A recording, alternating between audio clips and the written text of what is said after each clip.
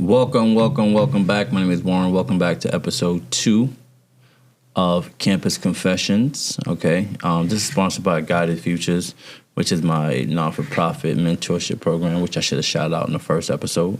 That's going to be our sponsor for the show here at your college. All right.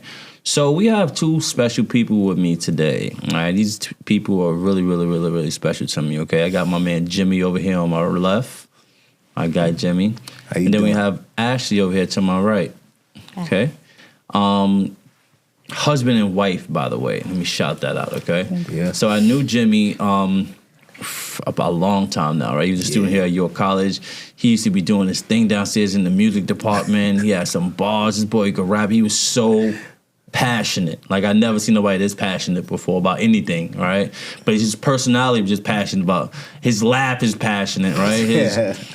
And when he talks about something, it's passionate. Like, his vision is passionate, right? And then it didn't shock me when he told me, like, yo, I got married. I'm like, you got married? He's like, yeah, I got a wife now. I'm like, you got a wife now? And he brought Ashley, who's like the sweetest woman in the world that I've met, right? And they're like the perfect couple. And I remember asking him, like, where'd you find a wife at? He's like, here. I'm like, what? So y'all both were going to York College at the time. Mm-hmm. Oh, what you were going? Y'all both were going to Queens College. Yeah. Oh, okay. So when you left York, that's when you came back. You was coming back at time to kind of like check in, say what's up. Yeah. Oh, okay. So you went across town and found you a wife. That's what God told me to do, bro. I see what's going on. God told me to do that, bro. I thought you wanted to go chase your studies. You wanted to go chase Ashley. Yes. Yeah. Yes. It was 3 things, bro. In my story, in my testimony, I tell it all the time. I was in a really dark place, and I heard God tell me that everything I wanted was at Queens College. Really? And so, I went to Queens College, and I said, God, I want 3 things. I want to do exceptionally well in school. I want a nice, stable career, right, good paying career, and I want to find my wife. And thank God, all of those things happened.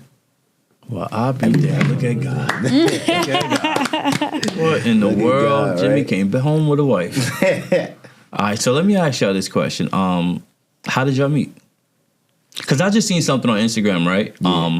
Because I was on the York CUNY Explorer site page, and they were showing a Caucasian couple who found themselves in CUNY too. Like, they just met each other, they fell in love, and then they graduated. Yeah. I was like, yo, that should be Jimmy and Ashley. Like, yo, how they picked them? Like, do you have a poll for this? Like, do you know anybody? I wanted to vote somebody in. Oh my gosh. I just recorded this, but how did y'all meet?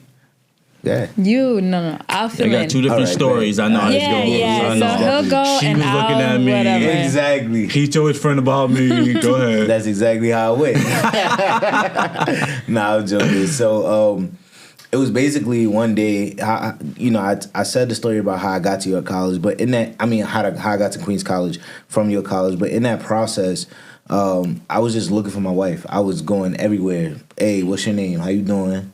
No, I'm very, like he said, I'm very passionate, very romantic. So it was, hey, how you doing? My name is James. My name is Jimmy Woo. And just nobody was it. Everything that I wanted on my list, I wanted somebody that was of God. I wanted somebody that was focused on their studies. And then I just couldn't find her. So you was in Queens College? Yeah, I was at Queens College. And you were looking for the woman? I was looking. You had the Cinderella slip on you? Yeah. And nobody was just fitting? Nobody was fitting. Okay. Nobody was fitting. But I knew the parameters because I knew what type of future I wanted. Mm-hmm. So I was able to see what type of woman I wanted that was going to help me step into that future. Okay. Like even on the last episode when you was talking to the kids about the relationships in college, right. I said it's all about the intention. And my intention was to find a wife. I didn't want to find a girl. Bro, I've been places where, Right. You outside. Exactly. So right. I wanted something different. Right. I wanted to find my wife. Right. Somebody that I can build with, somebody that can be beside me, because I knew, my favorite phrase is iconic. I knew I was going to be iconic. Uh-huh. I knew it for a fact. I knew I was going to change the world, change the future of children, whoever I encountered. I knew it. So I wanted somebody that I can be happy with and proud to have by my side. Mm-hmm. So I went. One day I'm in a computer lab and I see one of my friends. I'm like, all right, let me go bother her, right? And Ashley and her were together, and I was like, yo, what's up? What's good with y'all? What y'all doing? And then they were like, yeah, because the one girl knew me, so she was like, oh, what's up, Jimmy? Woo? Ashley didn't know me. And so then I was like, where y'all going? I'm gonna pull up with y'all. It was finals week. And so they were like, you know, at first Ashley was like, it's fake. She was like, I said, where y'all going? She was like, it's top secret. Top secret? Girl, tell me where you going. Like, I'm trying to see what's up. So then they was like, should we tell them? I was like, yeah. All right. So they ended up telling me we going to see some dogs. They had like little puppies that was on the campus to help de-stress students during the finals week. And so they was like, yeah, we're going to see them in the dorms. And so I walked with them to the dorms, and we find out in our conversation, we actually went to the same high school. Wow. We both went to St. Francis Prep. Wow. I graduated a year before her. Wow. Get this, even crazier. When I was a senior and I did a big major promposal in front of like 2,000 kids in a big major what? Promposal. A promposal. So it's like you basically making a big spectacle asking the girl to prom. Oh, okay.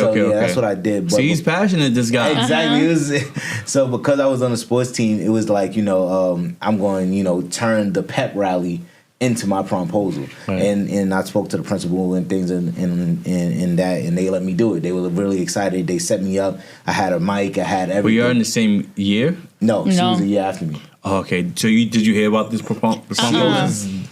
I was in the audience at the promposal, bro. So you remember this? Yes, I was watching him. So this turned into like, wait, that was you? No, exactly. And I had videos. Yeah. I'm in the stands. I'm cheering. I say, yeah, whatever, singing. I was excited, not knowing he'd be my husband, not knowing I would meet him. What, a year later, 3 years later? Yeah.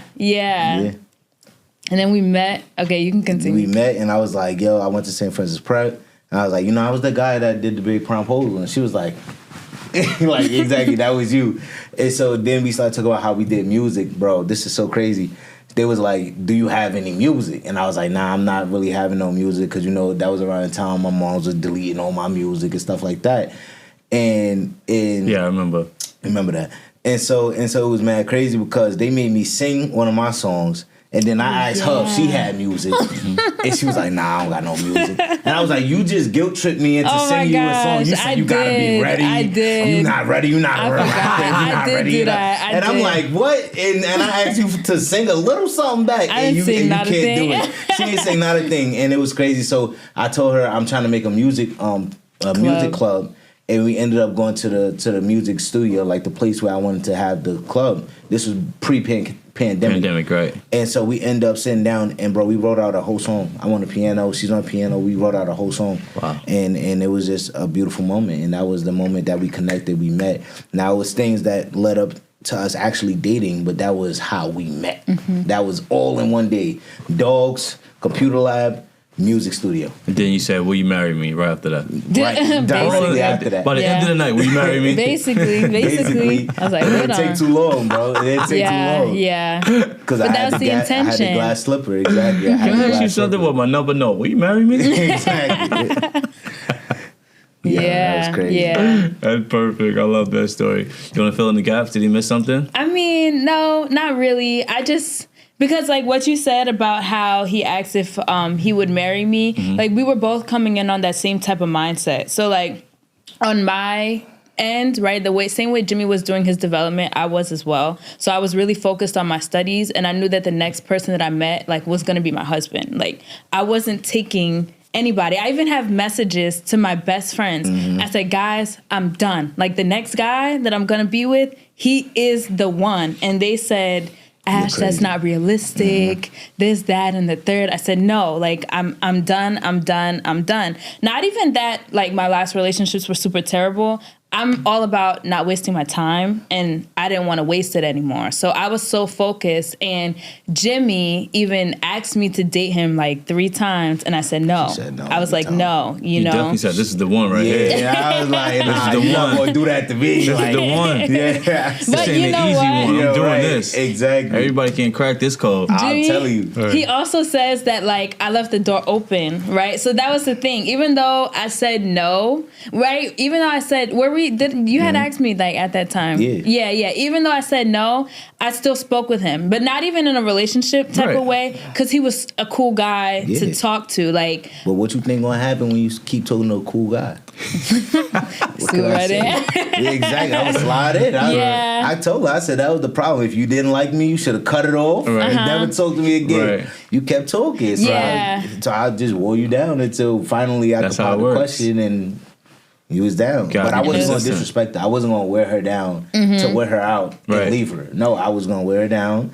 I wore her down. She liked me. We dated. All right, now it's time for marriage. Now I'm going to make you an honest woman. You know but we both knew that we were on the path to marriage. Like, we had 100%. That plan. And you had support?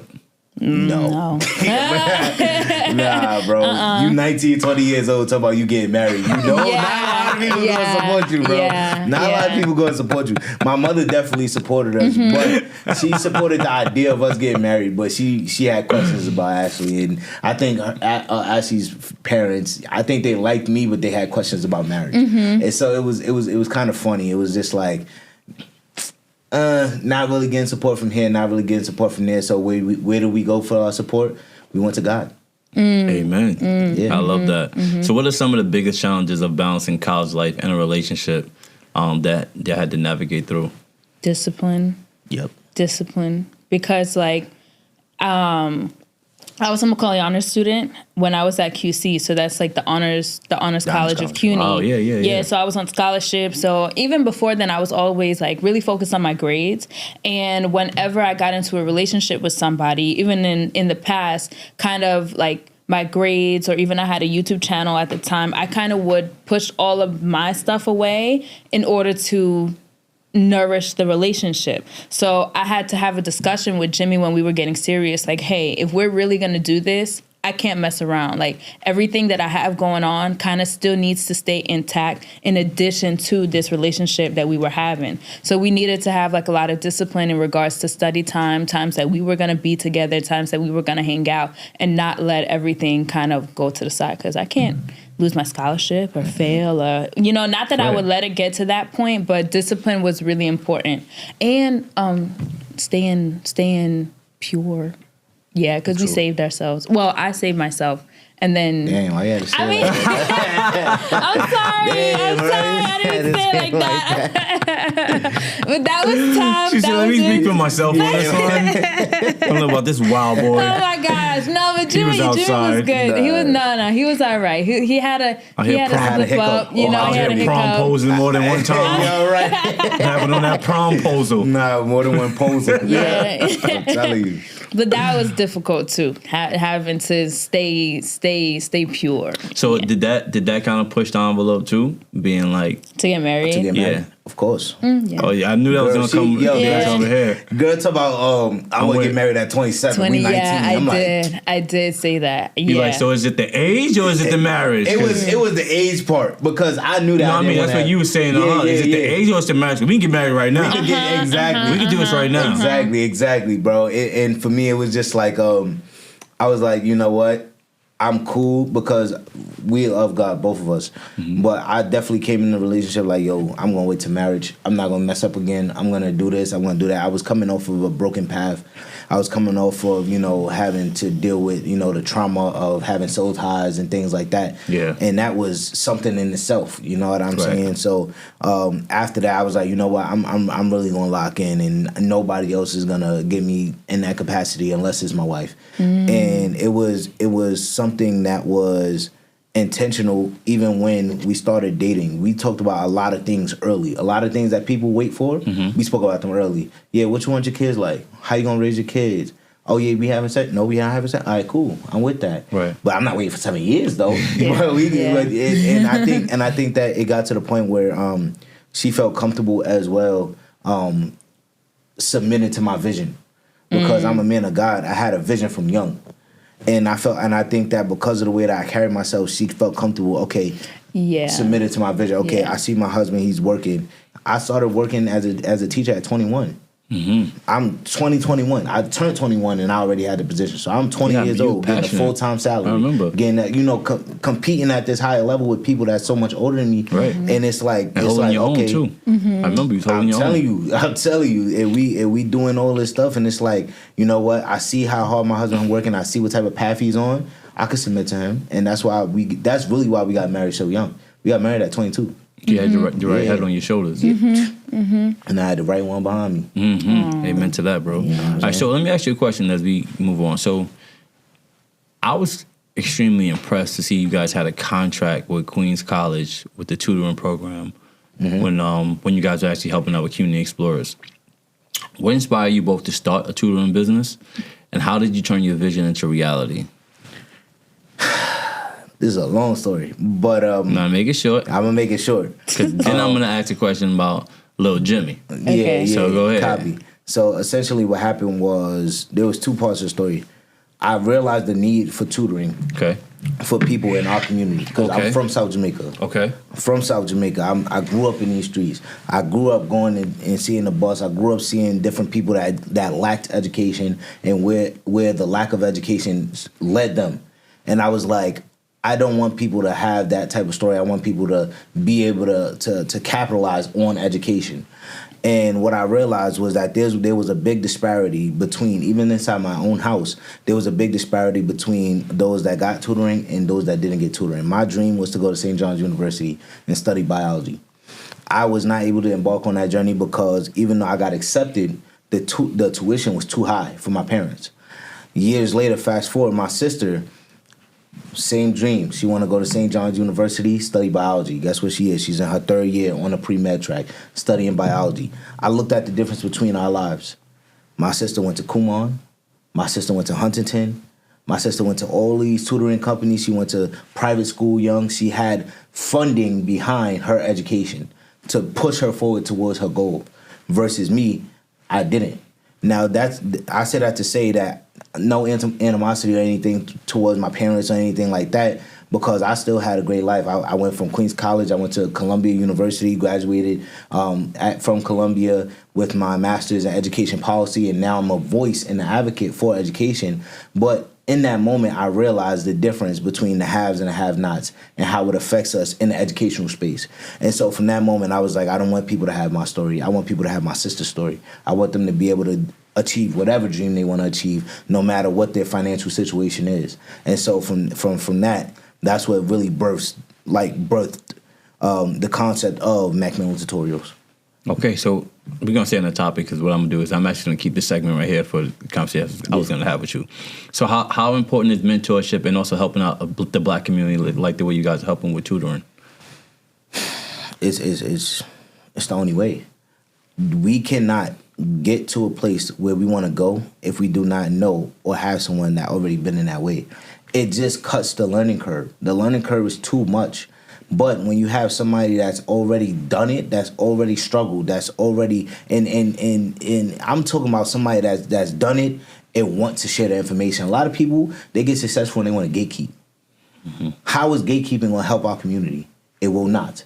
Let's share the information. Let's get people mentored. If I can't give you all the information that I have, right? I can't give you all the information that I don't have, I should say. I can only give you what I know, and I'll share with you what I know. But it gets to a certain point where you might be in a niche where you have to find somebody that knows specifically about that niche. And that mentorship, you will see, based on that mentorship, you'll grow exponentially in a short amount of time. So I think every single person, it doesn't matter, if you have the money, if you don't have the money, if you can pay for mentorship, if you can't pay for mentorship, find somebody that's going to pour into you, that believes in you enough to give you the information, whether it's coming from paid mentors or whether it's coming from free. You know what I mean? So I think that everybody should have mentorship because everybody's trying to get somewhere. And if you find somebody that's been there before, you can cut your time exponentially and find early success. How important is city funding towards these type of programs? Very, very important. There's programs that we haven't started yet because we don't have funding. I want to start a GED program for parents that we've been talking about for the last year, but can't seem to find enough funding to get a building, to get this, to get books, to get teachers, to pay. All of this stuff takes money. And if I can't, I can't make it free if I have all these setbacks. And it's a shame, but this is how they get us. You have these ideas, but now, we're going to make funding hard for you. And my thing is, I have a big thing against loans. I don't want any more loans. I had to take out loans to go to Columbia. I had to take out loans to go to your college. I had to take out private loans. So it's not even federal loans where Biden can help me.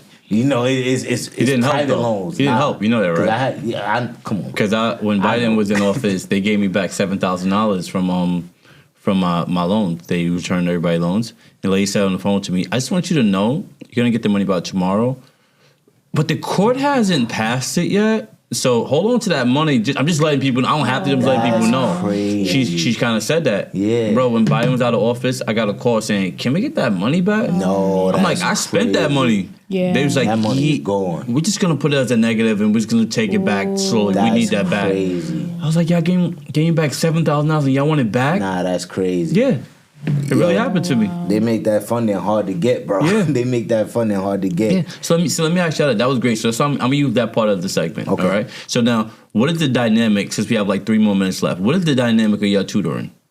Like, how does it work? What's the process? What do you do? What do you do? How do y'all expose it? How do people go online? People go in person? How do y'all find clients? What age? Yeah. You can do that part. Yeah, so our tutoring is for all grade levels, all ages, whether you're 5 years old or even 40 plus. So our slogan is prepare for life, and that's essentially what we plan to do. We think that, school prepares you for the exam, it prepares you for the test, but we're here to be here every single step of the way. So whether you need help in math, science, social studies, English, or even you are doing college interviews, you are a parent who was out of the job field for a while and now you want a position and you just don't know where to start and need resume help, we do that. We even do confidence building because some people may be that like shy, introverted person and want to break out of their shell. So whatever it is that you need help with. Interview prep, whatever it is that you need help with, we will find somebody to help you, So that's essentially what we do. And right now it is fully virtual. We do have an office building in Hillside where we did SHSAT prep. So that's for the specialized high school. And then we're hoping to do the in-person GED program and hopefully in-person tutoring when we get funding. Yeah. Are there any type of special target market that you guys target, like underprivileged kids or... Yeah, Underserviced kids. Underserviced kids. People in our community. People that look like us. Okay. Respectfully, if you're of other cultures and stuff, we still want your money, but we are focused primarily on people that are underprivileged, people that look like us, and people of Christ. We are FBO. We're a faith-based organization, and we rep that everywhere we go. If you look on our website, if you look on our social media, we rep being an FBO. We're doing this for the glory of God, to give everything back to God, to make sure that when people see us, they see Jesus in the flesh. Amen. So that leads me to my very last question. What are we leaving behind for little Jimmy? What's the legacy about? What do you want the legacy to be in the next 20 years? His name. His name. What does it look like though, right? Yeah. Because you guys went from college, got married, started a company, started a family, right? And everything you're still working on right now. You finished college, but everything else right now is in the works. What does that next 20 years look like when you're done? 10 buildings in New York City, helping 100,000 kids, a foundation under little Jimmy's name. What does that look like for the last minute? Yeah, so y'all can both chime in on that. Okay. Yeah, it's a couple of things that we're trying to do, right? We're trying to get nationwide. The first thing, we want to get nationwide. So we want to have, 50 buildings, one in each state. Why not? And then... are we helping underserviced kids? Or? Every time. Okay. Every That's the time. goal. I love it. That's the goal. We want a foundation that gives stipends and... what's the thing called? Not tuition. Grants? Scholarships. Oh, Scholarships to kids that deserve it. Okay. Kids that earned it. And that really, right now, that GED program too. Yeah. I need that. Why is that important? I need that. People Because are asking. we can't, but not only that, is we can't educate our children without educating their parents. Right. In order for education is the one thing that's generational. Right. Every single generation can benefit from having a certain level of education.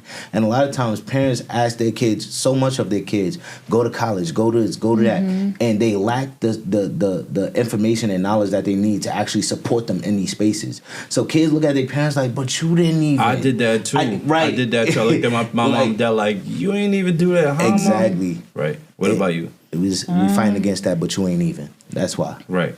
For me, I think it's in addition to what Jimmy said, but also on the music space too. Like with our music, letting that really shine and radiate for the glory of the Lord. I don't know. I hear Jimmy's favorite scripture, let your light so shine so that others may see your good works and glorify our Father in heaven. Yeah. Mm-hmm. So I think just really using our light to shine for Jesus, and then our son and future children being a witness of that and knowing like Jesus in the flesh, like Jimmy said. Yeah. Amen. I want to thank Jimmy and Ashley for coming out today. I wish you both nothing but more blessings and more success.